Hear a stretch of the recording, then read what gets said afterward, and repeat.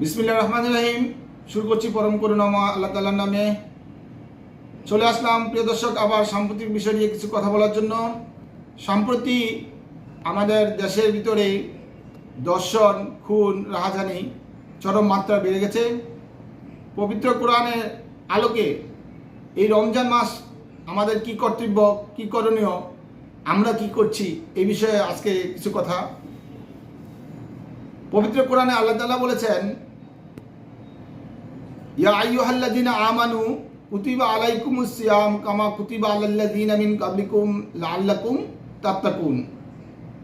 হে ঈমানদারগণ, তোমাদের উপরে রমজান ফরজ করা হয়েছে যেমনি ফরজ করা হয়েছিল তোমাদের পূর্ববর্তীগণের উপর, যেন তোমরা পরিষ্কার এবং মুত্তাকি হতে পারো। এবং এই রমজানে আল্লাহ তাআলা শয়তানকে বন্দী করেছেন যেন মানুষ পাপাচার থেকে বিরত থাকে।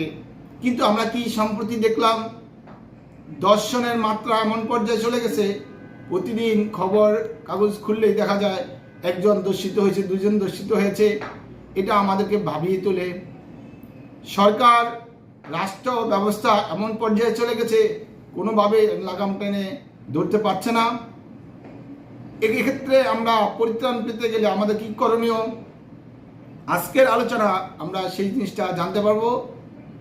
দর্শন, এই মহামারী, খুন, রাহাজানি, এগুলো থেকে পরিত্রাণ পেতে গেলে আমরা আল্লাহর বিধানগুলো অনুসরণ করি।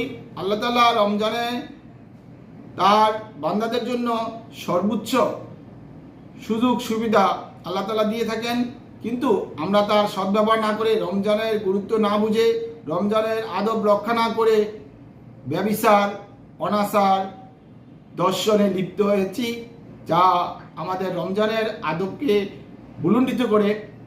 তাই রাষ্ট্রীয়ভাবে যদি এই দর্শনকারীদেরকে উপযুক্ত দৃষ্টান্তমূলক শাস্তি প্রদান করা হয়, তাহলেই এই দর্শনের মাত্রা কমে যাবে। সেই আল্লাহ তাআলার বিধান, তাকে কোমর পর্যন্ত মাটিতে পুঁতে পাথর নিক্ষেপ করে তার মৃত্যু যদি নিশ্চিত করা হয়, এবং এই সোশ্যাল মিডিয়া প্লাস রাষ্ট্রীয় মিডিয়াগুলোতে দিয়ে কোনো নাটিকা তৈরি করে গণসচেতনতামূলক যে প্রচার, সেটা মানুষের মাঝে পৌঁছে দিতে হবে। পাশাপাশি আমাদের পাঠ্য বইয়ে দর্শন, ব্যভিচারের যে কুপন, এর পরিণাম কি, এখানে আমাদের এসএসসি পর্যায়ে প্রত্যেকটা শ্রেণীতে আছে ইসলাম অ্যান্ড মোরাল এডুকেশন বা ইসলাম এবং নৈতিক শিক্ষা। এই শিক্ষা একটা চ্যাপ্টারের অন্তর্ভুক্ত করা উচিত।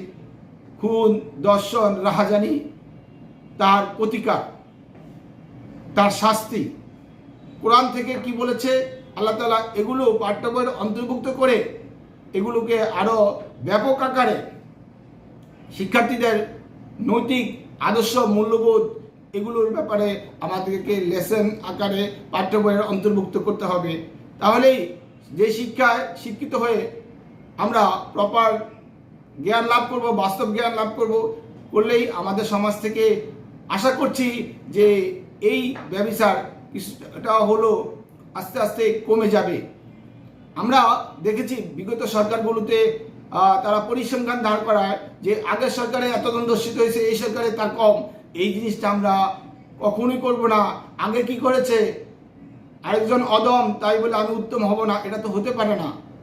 সো আমরা অন্যের এক্সাম্পল ক্রিয়েট না করে, আমরা যে যখন ক্ষমতা আছে, আরেকটা জিনিস না বললে নয়, ছাত্ররা এই সরকারকে সমর্থন দিয়েছে, দ্যাটস গুড, কিন্তু ছাত্ররা এখন আদব কথা বলে মুরব্বীদেরকে ডিঙিয়ে যে সমস্ত কাজ করছে, যেসব অনৈতিক করছে, সেটা এক পর্যায়ে তো শেখ হাসিনাকে ছাড়িয়ে যাবে। আজকে আমি বলতে হয়, ওয়াসার যে নিয়োগ ছাত্রদের কর্তৃক সুপারিশকৃত পরীক্ষা ছাড়া এই যে নিয়োগ বাণিজ্য, ছাত্ররা যদি এগুলো লিপ্ত হয়, তাহলে ছাত্রদের যে মূল্যবোধ, সেখান থেকে ছাত্ররা তাদের নামের প্রতি সুবিচার করতে পারবে না বলে আমি মনে করি। তাই আমি ছাত্র সমাজকে বলবো, আমরা আন্দোলন করেছি, স্বাধীনতা পেয়েছি, অতিরিক্ত স্বাধীনতা আবার কিন্তু ভালো না। অতিরিক্ত স্বাধীনতা মানুষ বেপরোয়া হয়ে যায়, বেয়াদব হয়ে যায়। তাই আমরা এখনো আদর্শিক রাজনীতি লালন করব, পালন করব। যারা নতুন দল করেছেন তাদেরকে স্বাগত জানাই। আমার ঢাকা ইউনিভার্সিটি ক্যাম্পাসের ছোট ভাই নাহিদ ইসলাম ওই দলের প্রধান, তাকে আমি অভিনন্দন জানাই, সে দল করেছেন, তাতে কোনো আমার আপত্তি নাই। তারা ভালো কাজ করবেন, সোসাইটিতে মানুষের মন জয় করে মানুষের ডিমান্ড কি সেটা বুঝবেন, মানুষের পাঁচ বুঝে তাদের কর্ম পরিকল্পনা নির্ধারণ করে তাদের রাজনীতি করা উচিত। এই বলে আজকের মতো আমি এখানেই রাখছি। সবাই ভালো থাকুন। আল্লাহ হাফেজ।